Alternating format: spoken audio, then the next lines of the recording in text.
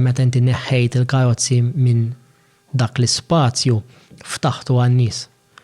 U niftħuh għat-tfal, nagħmlu lob għat-tfal u għall-familji. Qabel il-Covid konna nagħmlu ikliet, ġifieri kont naqqat 3 każini u fl-istess ħin kulħadd fil-rokna tiegħu qed jagħmel ikla. U hemmhekk impjegati ma' xulxin il-każini. Huma xi naqra. U jikkooperaw mbagħad hemmhekk. Hija ta' jikkooperaw. Jekk inti titratta kulħadd l-istess, issib kooperazzjoni kif għandu jkun. Ġifieri fil-festi pubbliċi ġoħa żebbuġ xi darba ninżel.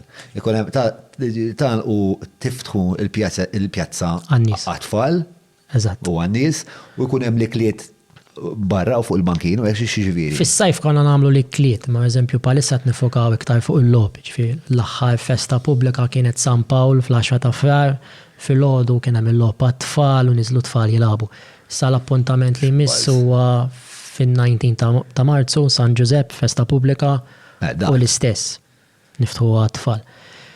Inizjattiva oħra li qed naħdmu fuq u semma xi ħaġa Fabio fl-aħħar podata qed nagħlaq karriġjata tal-bypass għat-traffiku u qed niftaħa għaċ-ċiklisti biex jiġu nies minn Malta u Għawdex ukoll, ġew li Għawċin ukoll.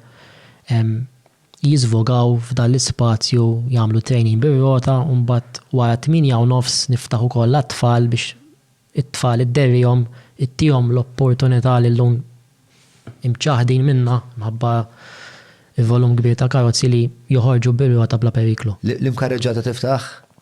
Il-bypass ta' triq l-Imdina, ġifieri mill-roundabout ta' St. Dorothy sa roundabout ta' taħt is-Saqqajja.